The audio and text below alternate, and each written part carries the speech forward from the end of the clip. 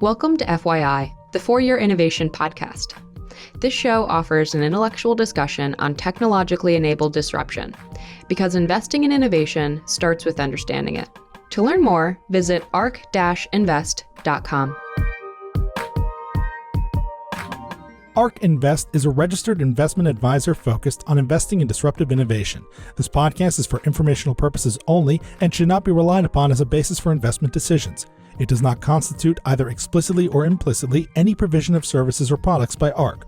All statements made regarding companies or securities are strictly beliefs and points of view held by ARK or podcast guests and are not endorsements or recommendations by ARK to buy, sell, or hold any security.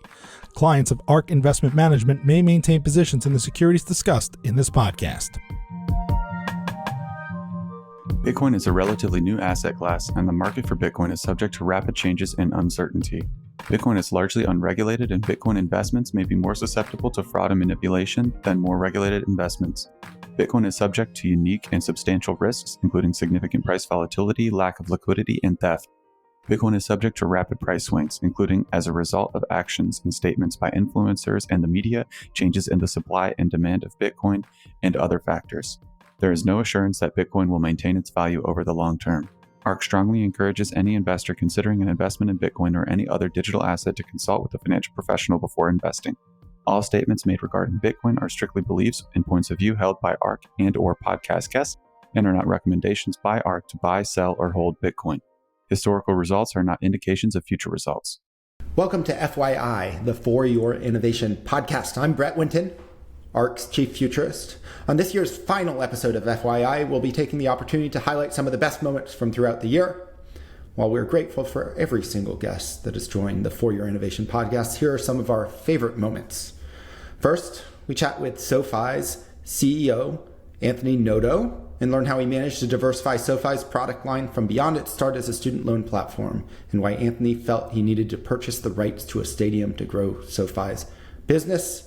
The stadium is great. The traffic to the stadium, not so much, as an aside. Next, we speak with former NBA stars Andre Iguodala and Evan Turner about their early intellectual pursuits in financial literacy and how they parlayed their experience as NBA athletes into the world of venture capital. Speaking with Andre, I think it was the first time I've spoken to someone who has won an NBA championship. After that, we sit down with the CFO of OpenAI, Sarah Friar, to discuss the scope of the AI opportunity and how OpenAI is just getting started. And it is very, very clear that AI is in its earliest days from our perspective. And you can hear how kind of OpenAI thinks about capital allocation in such a fast-moving market. Then we had the chance to pick Jack Dorsey's brain on the importance and implications of Bitcoin's open source nature and how it's truly a disruptive innovation.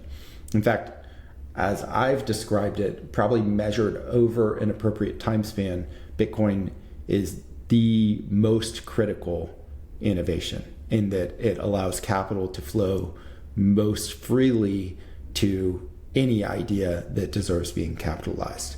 And finally, we hear from Shopify's president, Harley Finkelstein, on the rise of entrepreneurship globally, the critical role of AI in reducing barriers for entrepreneurs, and Shopify's vision for the future.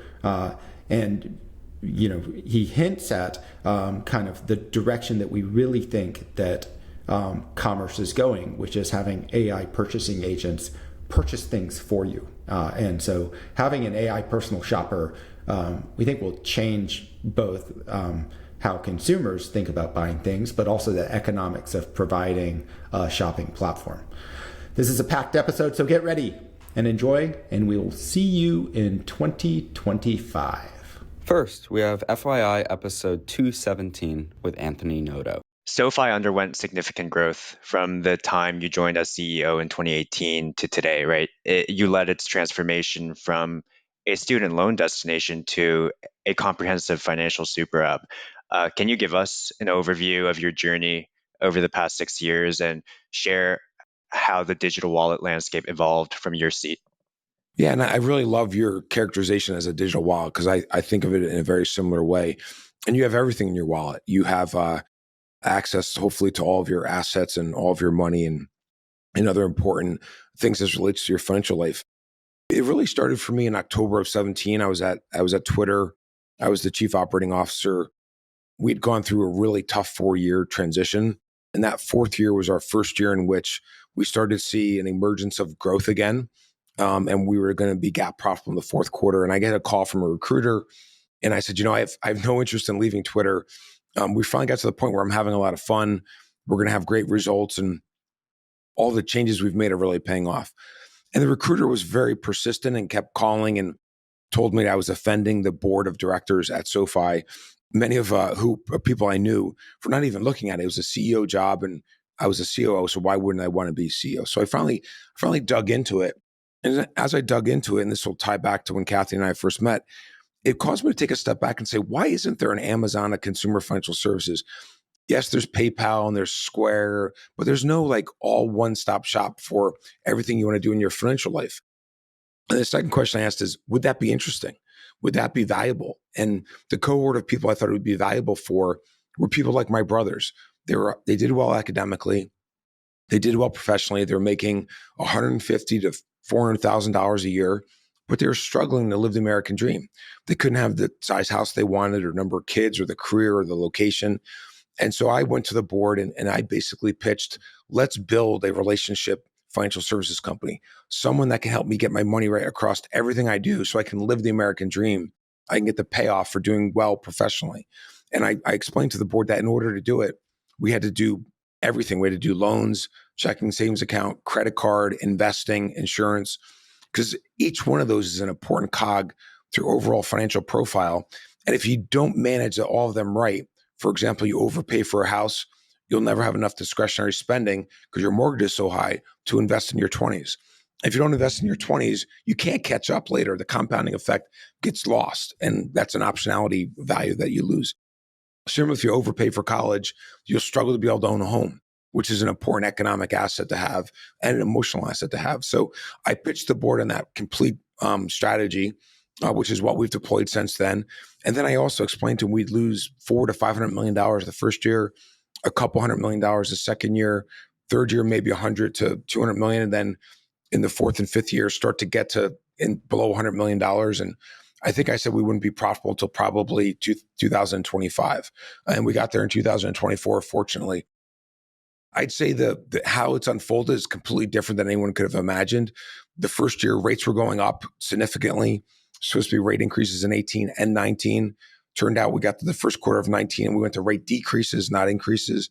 We obviously had the pandemic and we've had unprecedented rate increases again. So it's been somewhat of a turbulent up and down. And one of the things that we've benefited from is that this broad-based offering for the consumer actually diversifies our business so that we can go left when it's time to go left, we can go right when it's time to go right. And so the team's done a great job of not just building a consumer value proposition that's unique and really hard to replicate, but it's also resulted in a business mix that allows us to operate differently in different environments. So it seems like you were right at the onset, as in your digital wallet thesis. Has it changed at all from when you joined to now? I would say some things have been harder and some things have been easier, but the thesis and, I knew that in order to be successful and achieve the mission of being this one-stop shop, we would need to have a lot of capital. And that's definitely been the case. And we've been fortunate to have the capital. I think it would have been a lot harder for us to get the capital if we didn't have a SPAC IPO. A lot of the people said, Anthony, why did you go to the route of a SPAC? You did probably 100 IPOs when you were an analyst at a banker. And I said, I actually needed to raise a significant amount of capital at once with certainty in order to apply for a bank license because my balance sheet was primarily equity, was primarily preferred equity. In order to take out the preferred equity, I needed to have a meaningful valuation and a meaningful amount of capital to do so.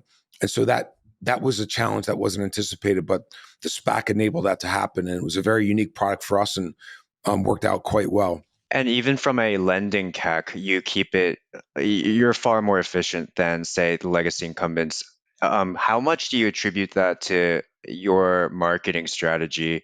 And like, how do you think about brand and performance marketing and I guess against incumbents and other neobanks?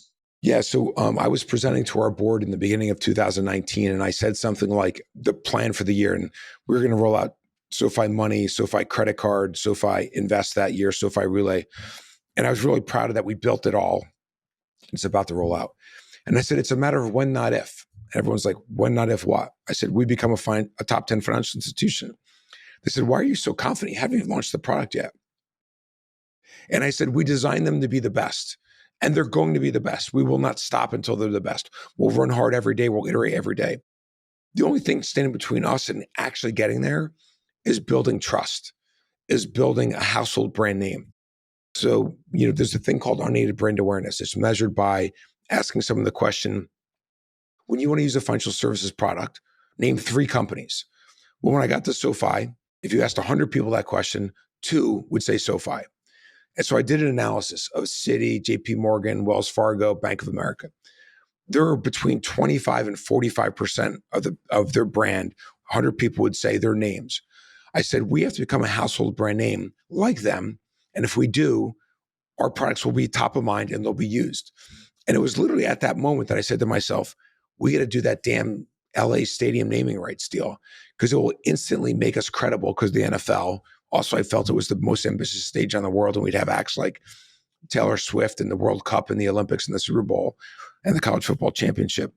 And so literally from that moment on, I focused the team on building unaided brand awareness first and foremost. Yes, we need to do performance marketing to drive acquisition and acceptable vehicle. But if our brand had high unaided brand awareness, then the performance marketing would be even more efficient. People would click on our ads more. We'd rank higher in search results, et cetera. So it's always been this 25% spending on brand awareness, unaided brand awareness, and 75% on performance marketing. And it's proved out to be a great strategy. And Lauren, our CMO, has just hit the cover off the ball. And we announced this week the official bank of the NBA as another step in that process. We have something in common there. Last week, we had our Big Ideas Investment Summit here at the new Innovation Center in St. Petersburg, Florida. And I had the pleasure and the privilege of interviewing Andre Iguodala. And oh, yeah. Isn't that, and honestly, Anthony, I mean, when what happened was, I guess we were both in an airport somewhere, and he tweeted about it. But I mean, I didn't meet him. I didn't even know who he was. And one of our Matt Stout on our marketing team called out in the morning meeting, "Hey, did you know Andre Iguodala tweeted at you?" And I said, and everybody went, "Wow!" I said, "Okay, who is he?" You know, that's how terrible I am. And I'm into football much more than basketball.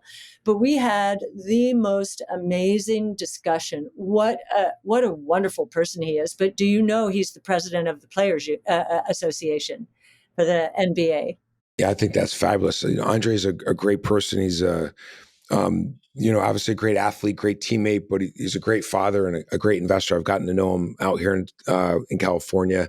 We belong to the same golf course, and we've had the pleasure of being together a few times and chatting about things from an investment standpoint to playing the game that we both love in golf. Next, we have FYI episode 219 with Andre Iguodala and Evan Turner. You would never have expected me to have this kind of, I'll say, entrepreneur, athlete for our podcast, but they are doing important things in our world. They already have, and they are now, and we're going to be working together with them in the future to do even more. So I would like to I'd like you to introduce yourselves, Andre Iguodala and Evan Turner, and to talk a little bit, just open it up where we know now that you're into venture capital, but your journey to here from there has been, both of your journeys have been extraordinary. So we'd love to hear a bit about the journey and how it got you to venture capital.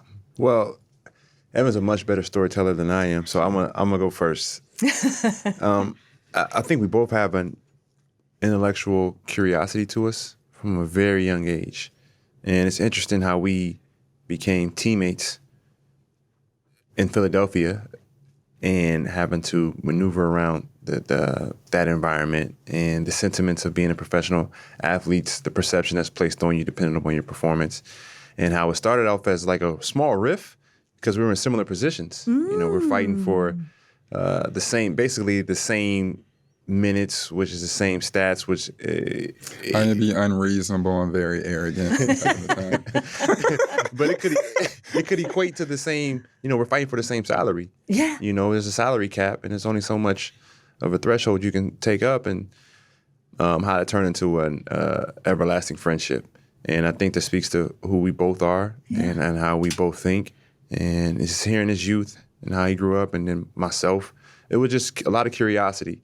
And the second sons of our fathers within the family. The favorite sons. The favorite sons. Yeah, the favorite sons. The favorite sons as well. Yeah. I had like 80 kids, but the favorite son. But Robert Smith has a second son theory. Yeah. And we fit that mold. We look up to Robert Smith and what he's done for our community. Coming in as professional athletes, there's a lot of stigmas, stereotypes, and then being so young, 20, 21 years old, you're trying to find yourself. Yeah. Most kids are in college. They're finding themselves. They're able to make mistakes. Then they're able to, sleep late, and their mistakes and their traumas won't come back to haunt them. Right. But as professional athletes, you're thrown in that fire pretty fast, and you're trying to figure out who you are, and you're trying to. Every day you wake up a different person, not realizing it. And you're constantly changing. And so one day you want to be this person. Next day you want to be this person. And so you're constantly evolving. And I think for us, we were always searching for the best version of ourselves. And you hear the horror stories about athletes who mismanage their funds. And it's not necessarily the athlete mismanaging their funds. It's the folks who are actually managing the funds. And coming from our communities, if you've never seen a bank, you've never seen a branch, you've never seen a checkbook. All right, it's just a blessing if you make rent. So forget all the other stuff. It's like make rent. We came from a community where I just made rent. We didn't pay, they cut the phone off, just cut the phone off. But it's like how far behind the 8 ball you started. And when you come from that background, how can you expect them to make the right decisions on identifying an individual who's qualified to manage their funds? Yeah. Right. You've never been able to identify that in your life. Why when you get the money are you just all of a sudden you have the wherewithal to go select that individual? It's impossible. Right. And it speaks to what you're doing and how you're giving those who've never had access to markets access. Similar sentiments. And so for us, we were always curious and saying, okay, how can we not end up in that place? And what we learned is we just go get information ourselves. I don't know where that's come from. It's something that's innate, a blessing. That's a blessing. I can't take credit for it. But I guess it's learning from my older brother's mistakes as well. That definitely helps. I dodged a lot of behind. My butt whoopings, I dodged a lot because I saw the person in front of me getting whooped a lot. Yeah. And so you figure out how to get certain information. You get some street smarts. You're always identifying the individuals who seem to have some knowledge of whatever area you're looking to learn from. And so I was always trying to surround myself by individuals who were, had a sense of financial literacy, who can help me build.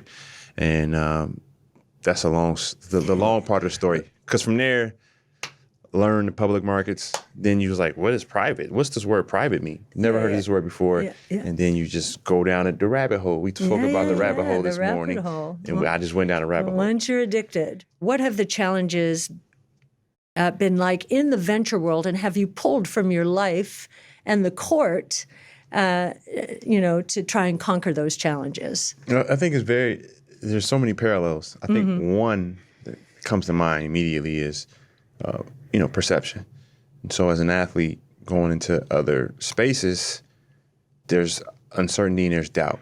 And, individuals looking at you as if, what are you doing here? And so I hear so often, oh, wow, okay, so you read this. Okay, you follow this. Okay, I see you here. And just understanding how companies work and being able to apply that to, a thesis that I may put together.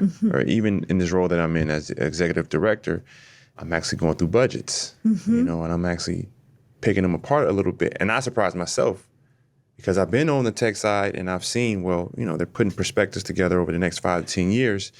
And I know they're educated guesses, but if they don't hit their marks every year, the funding stops. So I'm seeing how you stretch your dollar. So when I go into a reorganization or a restructure, I can say, okay, this needs to be moved here, this needs to be moved there. But going back to the parallels, I wasn't a 3-point shooter early in my career. And I was told, that's not what you do. You just spoke about jumping off the porch. It's like, you're not a 3-point shooter, so stay away from it. And it's like, no, I'm going to continue to work on this until I get good at it. And it's the same vein where if someone say, I may not think I'm a good investor because I'm an athlete, I just had to prove them wrong. And so I did internships where I worked for free, big, like Jeff Jordan, huge fan of Jeff Jordan. They call him the godfather of marketplaces. Yeah. And he showed me the ropes. I followed him in the rooms of the boards that he sits on. He's a big investor in Instacart. He's a big investor in Airbnb. He sits on the board of both of those companies. And then I went to Morgan Stanley, where they underwrite on the enterprise side. So I learned the whole enterprise business, and they were involved in a board I sat on, Jumia, e-commerce platform. It's like the Alibaba version of Africa. And so just learning the ins and outs of, how the business is working, the margins, what should the margins be depending on the sector? What are you looking for depending on which part of tech that you're investing in? E-commerce is totally different than enterprise, which is totally different than healthcare. And you're looking at all those metrics in different ways. So, watching CNBC every day, watching Bloomberg every day, I always tell young people, if you want to learn something, you got to digest it as much as you can. So my brother, who's older than me, who's a finance major, one day I said to him, watch Bloomberg. Just keep watching. And the first day he said, I don't have a clue of what was said today. Didn't understand 30% of the words. I only understood 30% of the words. And I'll never forget, like a year later, we were speaking and he was like, I'm watching Bloomberg. And I'm like, oh, you watch Bloomberg? He was like, yeah, this is the greatest show of all time. Same thing happened with me when he told me just turn on Bloomberg. I was just turning on in like the background. And now it's like, I'm like, bro, I'm never, ever, ever. I don't think I'll ever relate. And eventually you start picking up because anything can be learned. And what's about to happen next. Yeah. And I think that's what I learned what venture capital was understanding where we're going and helping build what's to come next. And that's what I think we misinform at times, or we overthink at times, or we get selfish at times. But DEI is truly making sure that everyone's involved in the process of building something, so we all have the proper perspectives and who we're serving, which is we're serving everybody. Next up, FYI, episode 241 with Sarah Friar. In evaluating this amazing opportunity, you also had to evaluate the question we are getting all the time. Is this a hype cycle? Is this the reincarnation of the tech and telecom bubble and bust? And I know you have some interesting observations there. So why don't we start off with those before I hand it over to Brett? I would say definitely not when it comes to the technology. So what I'm seeing in terms of our motion towards AGI, but even where we are today, it's very real. I mean, if anyone out there, if you have not yet experienced just using ChatGPT, I don't know what you're doing. The ability for it just to make your life easier from really simple tasks like, what should I cook for dinner tonight? Or I was sitting with my daughter this weekend, who's a sophomore in college, and she needs to write a cover letter, right? Just all of these things that just make your life a lot easier. It feels revolutionary. And I think this is only when it's still in its, early stage of what the thing will be. Do I believe that it's going to be the next big platform shift? I do, wholeheartedly. In the same way I truly believed in the shift to the cloud. And I would go to New York to meet with investors, and I would get all this pushback about how banks and governments and telcos and so on would never put their data in the cloud, ever. So that, there's no way the market cap of Salesforce could ever get beyond $10 billion. I feel that again, you're hearing some of that when you hear people talk about the laws of scaling are over, or there's not enough power in the world to do this. No, we are in the real beginnings of a massive platform shift. Valuations, I don't know. I leave that up to all of you. I kind of stepped out of that world, but I do love that one data point from another investor, but I'm sure Kathy has done the same analysis, saying that 2 years out from when Netscape came on the scene, right? So the first time you could really browse the internet, even have that concept, only about 2% of all of the market cap of what today we think of as internet-driven businesses existed. And I think we are that early. ChatGPT just hit its birthday. It's 2 years old. This weekend just passed. I think of investing in kind of a similar kind of way right now. I like how you kind of drew the analogy to the cloud, and people analogize AI to a lot of different technologies. The introduction to the internet, the introduction of the computer, even the introduction of the steam engine. And yet there are also characteristics about it that are like clearly very different. It's one, compared to the internet, hey, this is expensive to serve, expensive to kind of the marginal cost of providing tokens to users is much higher than the marginal cost of providing bits to internet users, at least at the kind of platform level. How does that impact kind of like the business model and capital allocation strategy of OpenAI? Like how, from the CFO's office and also corporate strategy, like how do you think about that? Yeah, it's a great question. I don't have a perfect answer, but as a starting point, often when I'm working with the team, we're focused on gross margin, not revenue as maybe the starting point. It reminds me a little bit of Square, because Square used to have this kind of concept of GPV, right, gross payment volume, and even then to gross revenue before you took out all of interchange and so on. And if you built your business to kind of GPV or to gross revenue, you could get really off. So you really had to be mindful all the time about margin, particularly gross margin. And so I think there's a lot of similarity when I think about building pricing models and so on here, that we have to look to the gross margin. At the same time, I don't want us to get too stuck that today's cost profile is tomorrow's cost profile. There is a lot of positive things happening on that cost profile. Number one, we are all just wonderful participants in Moore's law. And, you know, as a metallurgist, as you said it, or a material scientist, I used to spend a lot of time thinking about silicon back in my university days, but Moore's law is alive and well. I think the second thing we're all learning is massive more efficiency in how we run our compute. So, you know, it's effectively a 2-year-old company with the sort of scale we have. We're only now really learning how to serve that compute in a really efficient way. So our gross margins are just getting better and better on that front. Thank you, Sarah. Leave us with, as you're walking off into the sunset to allocate capital to billions of dollars of chips, where, like, when we have this conversation 12 months from now, presumably the agents will have been released. They'll be out there in the world. And what will we be looking forward to, or what do you think will be kind of like the focus of that next conversation? So what I would say to listeners is, first and foremost, we are just at the beginning. You have not gotten left behind yet, but we are in the beginning, but you need to jump aboard because this train has left the station and is accelerating. I would tell everyone to think really critically about how are you integrating AI into your own businesses, but also into your lives, because I think often it starts personally, but how are you bringing it professionally? And whatever that level is, you now need to quadruple it and go do that. And I'm excited to talk in 12, 24 months from now about how AI is solving the world's toughest problems and just the scientific breakthroughs that we're going to see. Next, we have Bitcoin Brainstorm number 12 with Jack Dorsey. Yeah, I mean, just back to the question on why open source. I don't know of a faster way to spread an idea than open source. In its very nature, the fact that anyone can read the code, anyone can build on top of the code, anyone can own the code and completely change it, build their own system. And we've proven this over and over and over again. The internet exists because of open source. Every single device you encounter and interact with every day is built on open source. You have open source in your pocket. This call is made possible by open source. Now, all the companies utilizing it might not appreciate that, might not advertise that, definitely benefit from it massively, may not give back enough from everything that they've taken to make their product useful to people.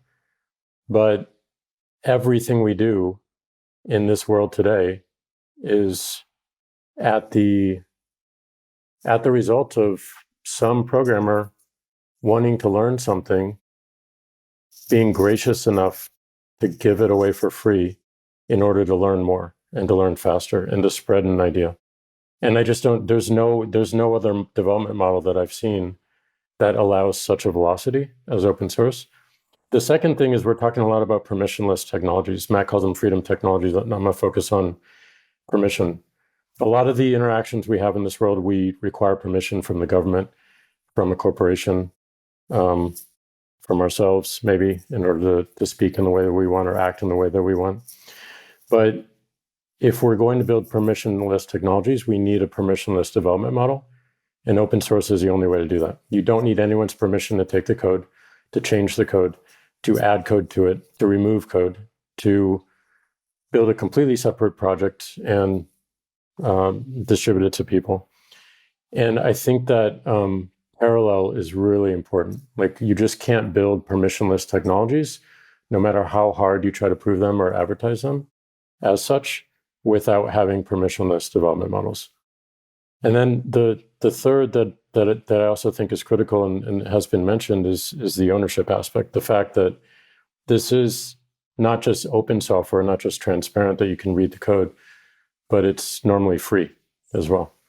And in many cases, that's without license, with very creative licensees to create derivative works and even build companies around those derivative works.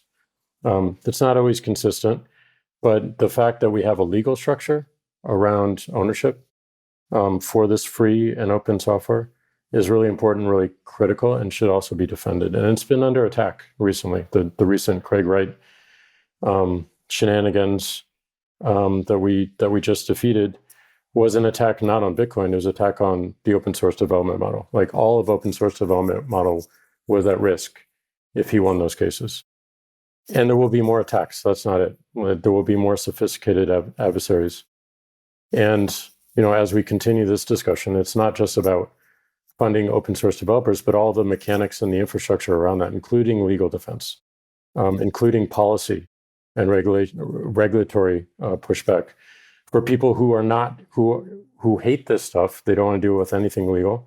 They don't want to do it with anything having to do with policy or regulatory.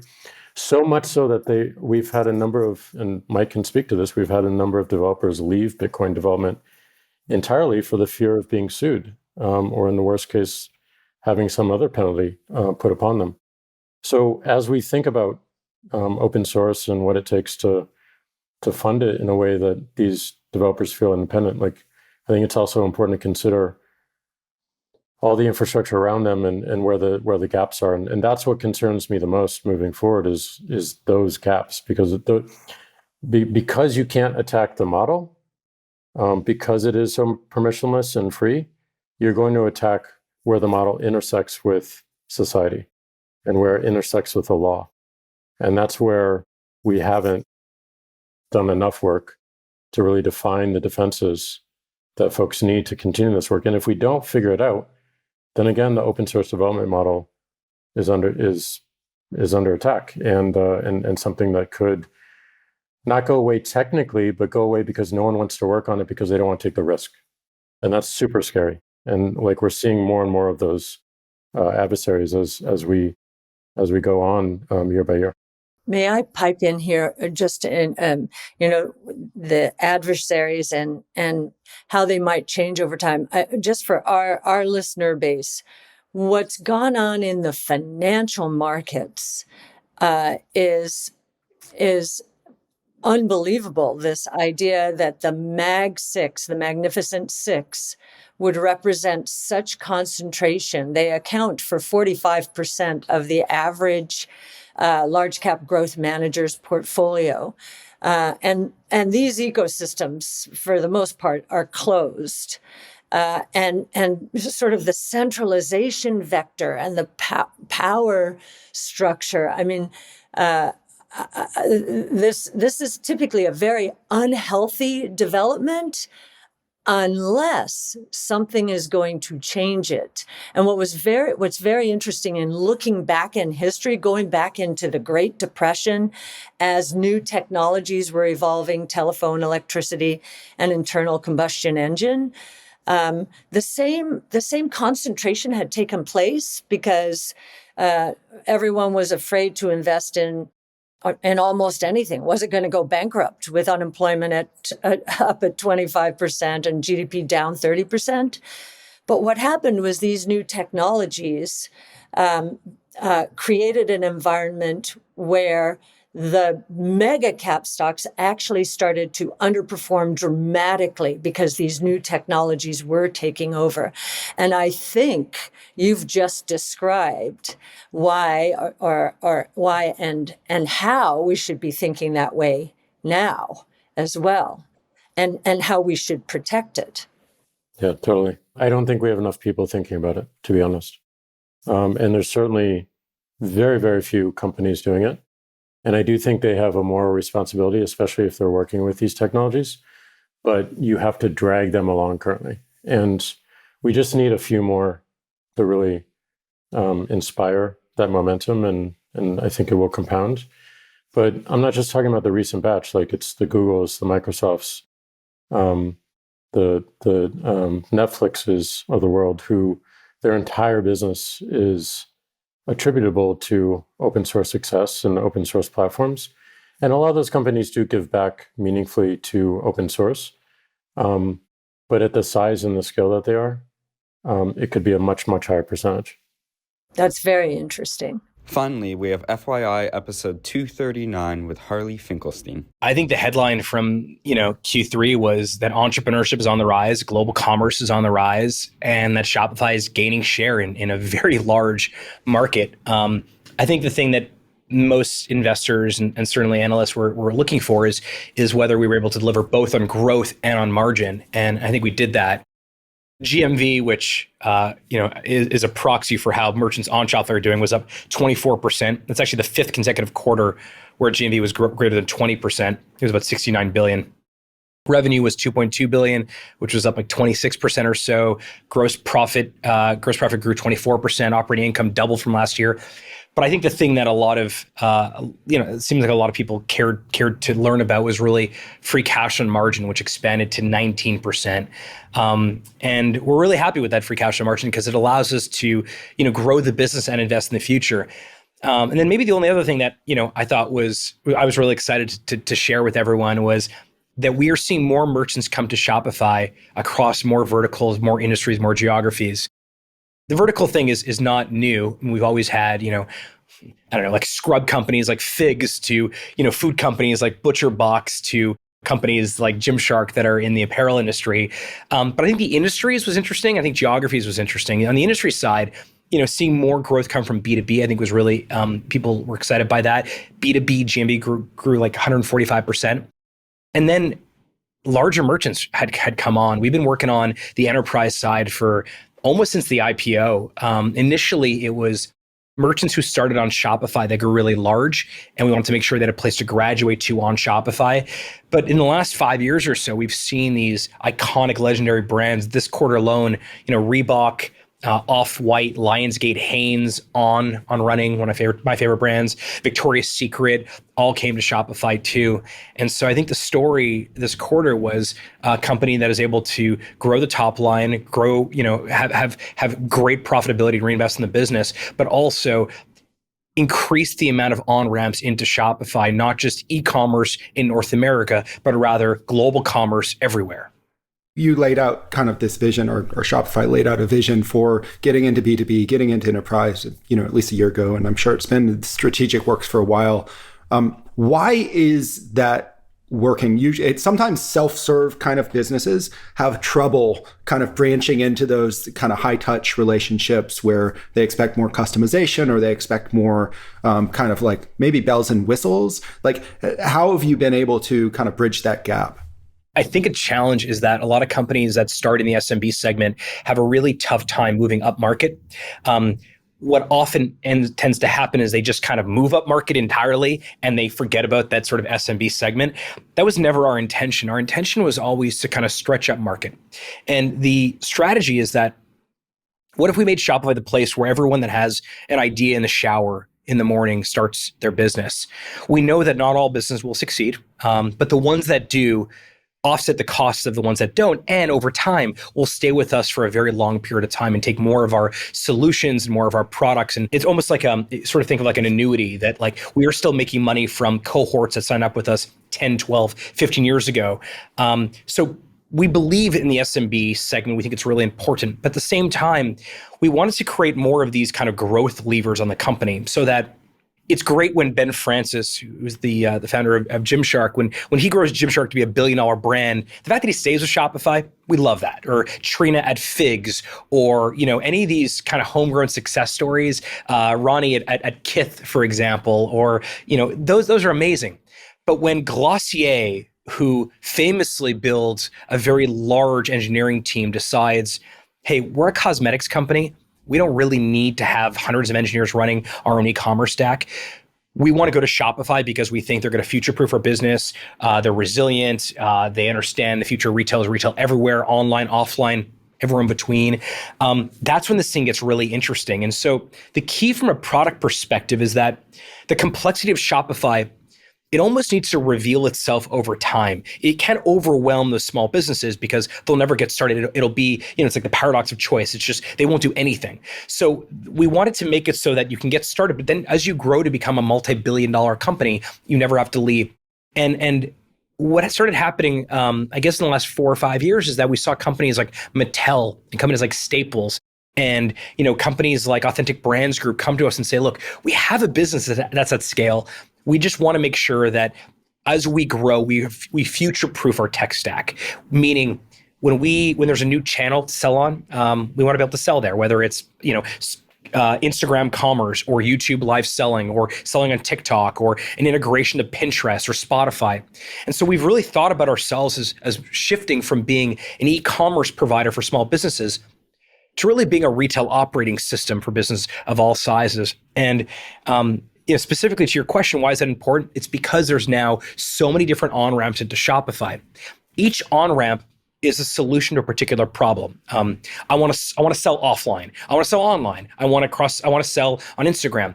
Each of those are reasons people come to Shopify. But once they get onto the platform, they realize that they actually can activate more channels. They can take more merchant solutions. They can use Shopify payments, or they can use Capital or some of our financial services. And it just creates a much more durable company that isn't reliant, back to what I said earlier, on any one particular industry, one particular geography, or one particular type of merchant. So the cost of failure is really, really low. So more people are getting started. That is amazing. Certainly the data that we have seen, even in the last couple of years, has been quite remarkable. I mean, there is this, I think it just came out, it was the US Census Department talking about, what is happening right now in terms of business creation. And the term that was in this report was like, this is the era of entrepreneurship, that never before has there been so many tools and resources available to merchants. And it just, I believe that. I see that there are more people participating now than ever before. Okay, so now more people are starting, more people realize that it's an exciting thing for them to do. They can commercialize their hobby. They can take an idea in the shower and make it available to other people. That's all wonderful. Now the question is, what happens once you get started? And this is where AI becomes really, really important. There is an unfair advantage that larger companies have relative to smaller companies when it comes to resources. So take something as simple as product photography or writing product descriptions. I had a chance to spend some time recently with Mickey Drexler, iconic retail leader. He ran the Gap for about 18 years or so. He created Old Navy. He recreated J. Crew. He was on the board of Apple, I think, for 10 years, worked very closely with Steve Jobs. And he talked about the merchandising department inside of the Gap. And it was hundreds of people. And product photography and descriptions and how things were displayed was a big part of their business. If you're a one-person or a two-person operation, you can't really do that. However, this is where AI can really play a role in kind of leveling the playing field, where now using our media editor, Shopify's media editor, powered by AI technology, you can actually create beautiful photography. We can actually suggest, and AI can suggest, really highly converting and very compelling product descriptions. Something as simple as, I talked about this on the call today, but suggested replies in Shopify inbox, that now you can get an AI-generated reply so that if a merchant asks a question, highly contextualized responses happen in real time right away with a lot of the information they're asking for, which means you as an entrepreneur can spend more time building your product and building your business. This is where I think Shopify is uniquely positioned to really take advantage of AI in a way that most other companies cannot. This is where the leveling the playing field really plays a role. A major moment for me was really in 2020 during the pandemic. It felt like overnight everyone had to kind of move online. Every physical retailer had to move online, and not all were ready. And we scrapped our product roadmap, and instead we simply thought about how do we add the most value right now? Like, this pandemic is unprecedented. People are scared. Merchants are losing their businesses. People need to survive. And we just started doing things like curbside pickup and touchless, keypads. And I just think that, companies should be evaluated not in kind of the times where everything is going well, but when things are a little bit rough, how do they operate? How do they show up for their customers? And I'm really, I remember at the time, Shopify Capital was only available, I think, in the US, and over like a weekend, like literally Saturday morning at 10 a.m. until Sunday afternoon, a few of us got together and figured out a way to open up Shopify Capital to Canada, to the UK, to get the underwriting set up. By Monday morning, we were able to offer cash advances to way more merchants than we could on Friday afternoon. So I'm really, really proud of that. I also think that the enterprise push is really fantastic. It's amazing. I mean, watching brands like Kylie and Skims start and grow on Shopify, that is awesome. But now that some of my favorite brands are coming to the company, I mean, getting On Running On and getting companies like, Glossier and Aloe and Barnes and Noble and Overstock to come on, I think is incredible. Like the fact that we could help small businesses get started, but also we're enterprise grade, that we can help the biggest companies do the biggest flash sales, and it's all beautifully organized in this unified retail operating system. I really, I don't know, those are some of the things I'm most proud of. And I think maybe at a high level, this idea that we can do this in a way that, grows the business, grows the top line, but also allows us to reinvest because we have free cash flow margins that allow us to do so. I think that's the way you build a truly long-term, 100-year durable company. And this is, this is my 15th year at Shopify. So more than a third of my life has been spent here. This is by far the best version of the company, the best team, the highest quality product, the most focus. I'm really proud of the company that we've become. And I can't, the future is really exciting. And as you can see hopefully you can see from my tone and the way I speak about these things, like, we're so excited about what we're able to do here. I think that Shopify is the closest thing to the world's entrepreneurship company, not just small entrepreneur, but like entrepreneur in general. And that means if you're at a big company and you're entrepreneurial, or you're at your mom's kitchen table getting started, I think Shopify being the entrepreneurship company is really meaningful to all of us that work here. I mean, we're a company of entrepreneurs building software for other entrepreneurs. Thank you for listening to this episode of FYI, the For Your Innovation podcast. If you enjoyed this episode, please hit that like button and make sure to leave a comment down below letting us know what you thought. And if you haven't already, please make sure to subscribe to the show and follow us at ARK Invest on your favorite social platforms so you stay up to date whenever we drop a new episode. ARK believes that the information presented is accurate and was obtained from sources that ARK believes to be reliable. However, ARK does not guarantee the accuracy or completeness of any information, and such information may be subject to change without notice from ARK. Historical results are not indications of future results. Certain of the statements contained in this podcast may be statements of future expectations and other forward-looking statements that are based on ARK's current views and assumptions, and involve known and unknown risks and uncertainties that could cause actual results, performance, or events to differ materially from those expressed or implied in such statements.